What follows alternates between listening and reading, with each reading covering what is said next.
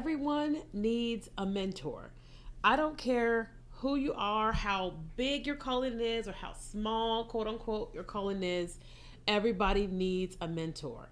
But I will say that mentors need mentors as well, because like we are all living this human experience with God on planet Earth, and we all need just some help in those areas. So today I am going to talk to you about how I believe that you can go about developing mentor relationships. Welcome back to another episode of the You, Me, and Jesus podcast, where we talk about all things you, me, and Jesus, because it's you, me, and Jesus. So listen, can I tell you something? I I love this show. And the reason I love this show is not just because I get to share my relationship with God with you, but because I don't have to talk business with you. Like for work, I do business talk and all that type of stuff, and that's great. I love that stuff.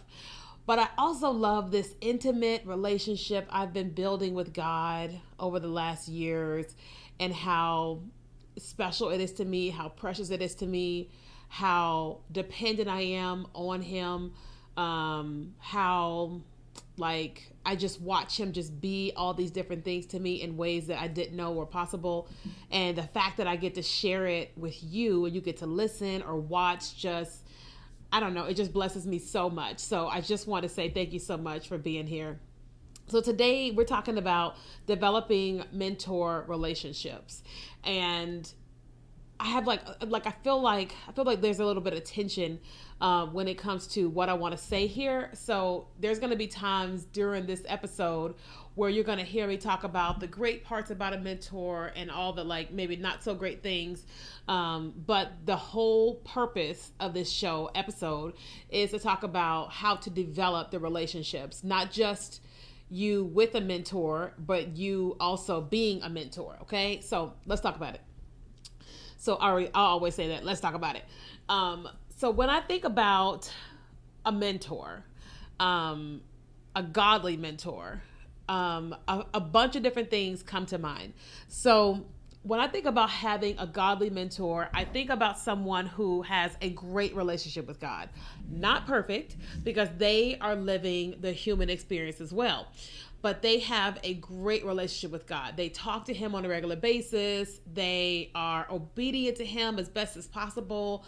They are honest, transparent. They're vulnerable with Him. You know, they can be corrected. They can be directed. All those things with Him, right? An imperfect life, an imperfect relationship, but they are trying on a regular basis. Doesn't matter if they're single or married, divorced, doesn't matter. It just means that relationship that they have with God is so sacred and it's so full that they have something to be able to spill over to someone else. Okay. When I think about the mentor mentee relationship, I think about the same. It's kind of like the mentee has their relationship with God. Theirs may not be as intense. Theirs may not be as seasoned. There we go. Theirs may be a little bit more immature because they are on the journey and they are joining forces with someone who has been along that journey a little bit further. But the mentee is hungry. The mentee is willing. The mentee is like, I don't understand this, and this about God, Jesus, Holy Spirit, the gifts, my gifts, whatever.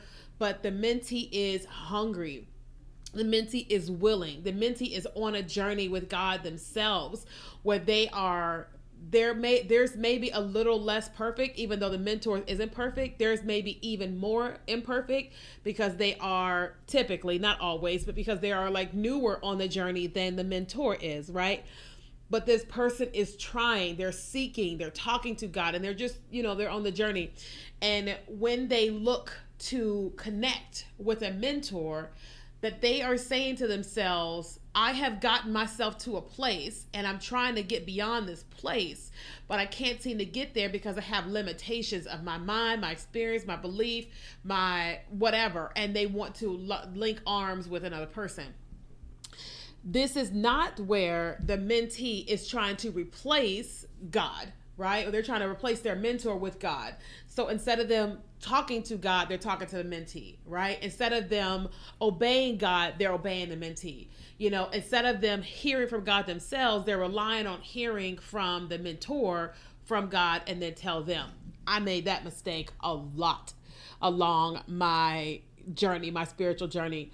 I mean, I could just, I see a bunch of people's faces as I'm sharing this with you, because one of the biggest mistakes that I made, you know, with the mentor relationship was, one, I depended on them so much. I've depended on what they said, what they felt, how they prayed, how they heard, all of that, than I did with my own relationship with God, than I did with trying to cultivate my own relationship with God. I mean, it was, all of them were just out of whack. The other mistake that I made was that assuming that they were closer to God than we were, right? Assuming that they were more obedient to God than I was, assuming that they were hear God like more often and like on point than I would. Huge mistake, because it was like I had God here, them here, and I'm here in all the relationships, and those turned out really bad. You know, it turned out really bad because I was replacing them with God, and I had these expectations and all this stuff, and that's just not healthy for me, my relationship with God, or my relationship with the mentor, right? It's a huge mistake that I made. So when I'm looking at the mentor-mentee relationship, I feel like there has to be, first, like if in so many different examples, so many like instances. So I feel like, first of all, the mentor has to know their capacity. The mentor needs to know their gifts, their talent, their patient level, their boundaries. They need to know all of those different things about themselves, what they're willing to give, what they're not willing to give, you know, the expectations that they have on the mentee with like time, you know, a study, obedience to God, you know, that or whatever, right? I feel like the mentee has to have healthy understanding of things as well. I feel like the mentee needs to have an understanding that the mentor does not replace the relationship with God. That the mentor is not going to tell them what God said until they go to God themselves and they hear from God themselves. And that the mentor is also going to teach the mentee how to hear and or direct them to resources that they can learn and go to, like schools and books and all that, to learn how to hear God. Okay. I feel like the mentee has to have boundaries in place that says to the mentor of, hey, listen, I am going to be with you. I'm going to learn from you. But if what you say conflicts with what I believe God is saying, then I'm not going to do what you say. I'm going to always go back to what I believe God is saying. Okay. And then we can go back to God together, but I can't just ignore what I believe I'm hearing God say over you. I believe that both of them have to come to this with humility, have to come with this with the understanding of like, we both just want God. We both just want the best for each other, and that is whatever God has.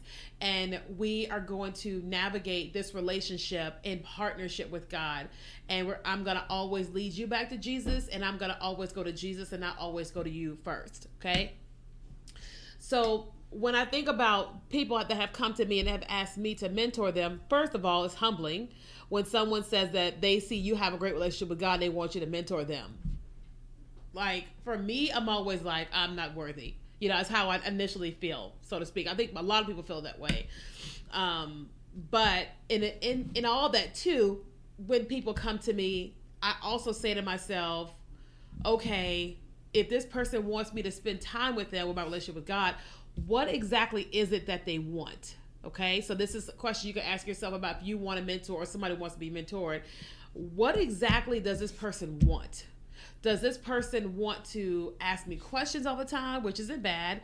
Does this person want me to direct them to resources all the time? Do they always want me praying for them?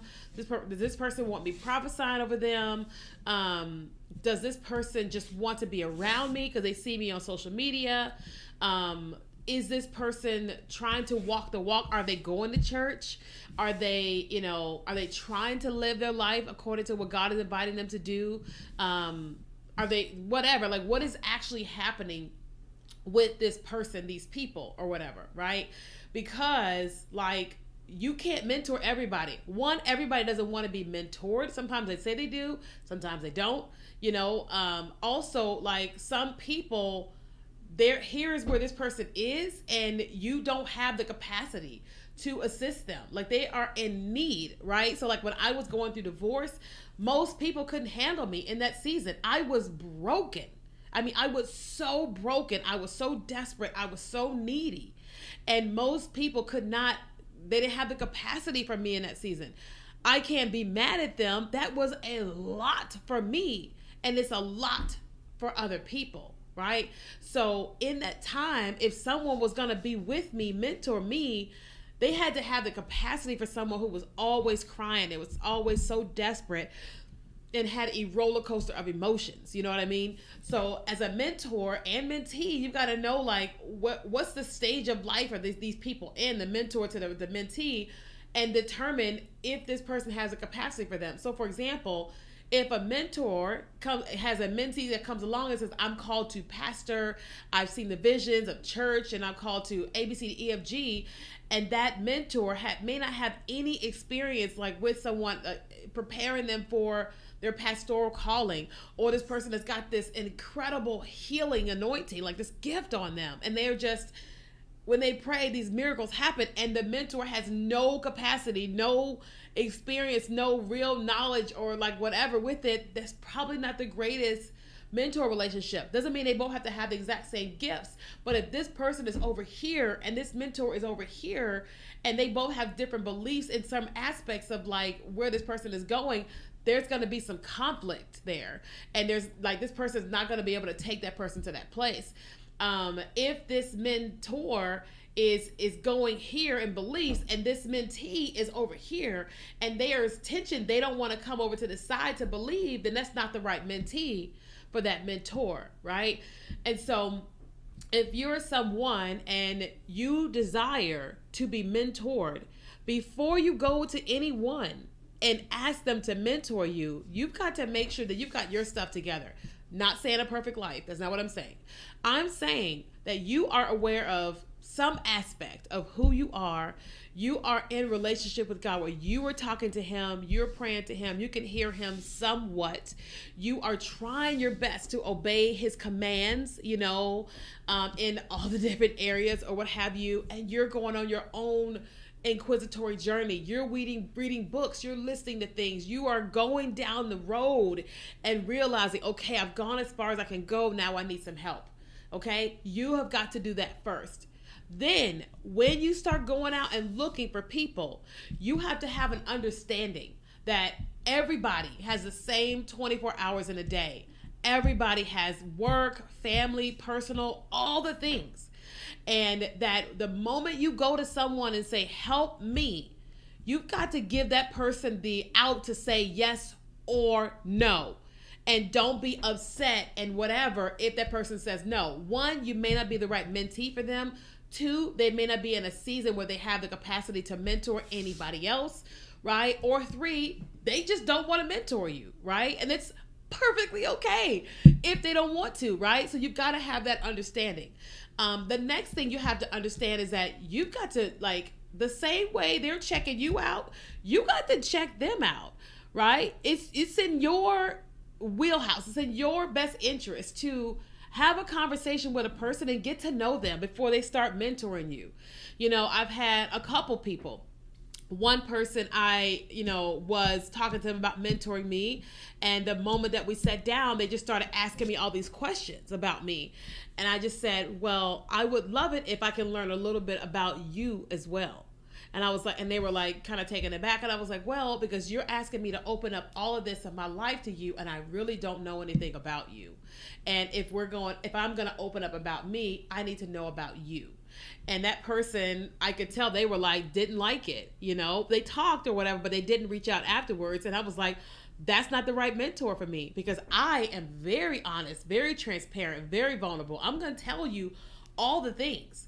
And if you're not willing to open up to me and know that that is healthy for me to know you and you know me, then that's not the right mentor for me. I had another person who I wanted to mentor me, but the only time I would hear from them was when I reached out to them. And when I spent time talking to them, they weren't mentoring me. They were just listening. They weren't giving me any guidance.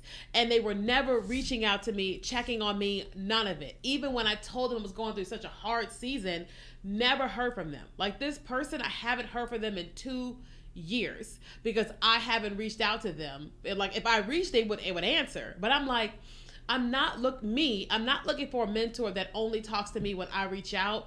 I'm looking for someone who checks on me as well, right? So that's the thing, okay? Then it's also really important that as you are looking at the mentor, you got to look at their life. What does their life look like? I've had mentors who had terrible marriages, terrible things going on with their kids, their finances, all this stuff. And you can't control a kid. You can't control your spouse or whatever.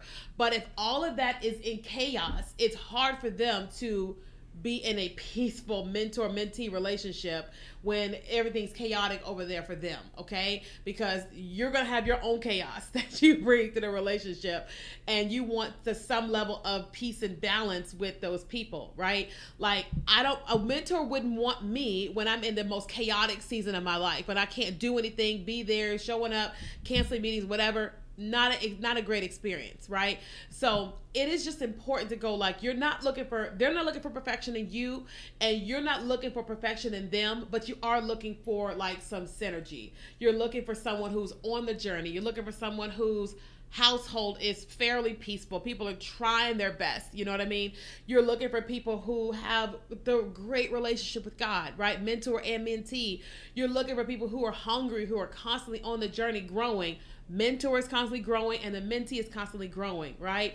And once you are connected with people, then you can start asking people to mentor you, right? I haven't asked anybody to mentor me in quite some time because I have been on a lot of things going on in my life, health and all that. And I just been like, okay, God, you're with me in this time. Okay, let's go. But then I started going to a smaller church here in San Diego, and I told them, I was like, here's where I am in my life. Here's what I'm looking for. And I'm just looking for people to just be checking on me. I don't need you to lead me to Jesus. I got Jesus. I don't need X, Y, and Z. I need people who want to get to know me. And you can't just see all the good things. All the good things are very shiny, and they will outshine all the other stuff. I need someone who wants to go beyond and see me and not just the shiny stuff, who doesn't just see my gifts and want to utilize those gifts, but wants to get to know me, And they were like, oh, I'm like, I know me very well. I know what I'm looking for. I know who I am. I know what I bring to the table. And I'm a really good student. I'm a really good mentee when that person does come along, and so I've just been kind of talking to them, and I like them, and I'm getting to know them, and they're getting to know me, you know what I mean? And we'll see where it goes, and so I just encourage that if your desire is to mentor or to be mentored, that you allow yourself separately to look at all the things and determine with God if you're ready to be mentored or to be a mentor to someone else. And then in what areas can you mentor people? Can you be mentored? Like, how much time do you have, for being mentored and being the mentor? All those different things, because otherwise you get caught up in these relationships. You're calling them covenant relationships, and when they fall apart because they were never supposed to be, then we're like, what in the world? Like, it's just, they blame God or blame the mentor or the mentee and whatever. But the truth is that they're humans that are in these situations and relationships, and we have to give ourselves the permission to be in our humanity and all that, and know where we are, know what season that we're in, know what we can offer, know all the things, okay? And then lastly, as a mentee, bring something to the table, okay? I'm not saying you got to pay a person or give a love offering or whatever, but bring something to the table. Anyone that mentors me, I'm going to bring my relationship with God to the table, my experiences with God to the table, my hunger, me to the table, right? Because a mentor is like, They're human. They don't want to just pour out just because you are in need. No, the only person that's obligated to give to you is God and your parents, especially when you're a kid, right? When you're a full-grown adult, it's all on you, right? So when you come to the table to be mentored, bring something with you. I'm not talking about finances. I'm talking about bring your relationship with God, bring your confidence, your faith, your joy, your fight, bring things to the table, because your mentor is human just like you, and they want to feel loved, appreciated, and all that the same way you want to be mentored. Okay, so hope you found this valuable. If you got any questions about this, please ask me in the comments.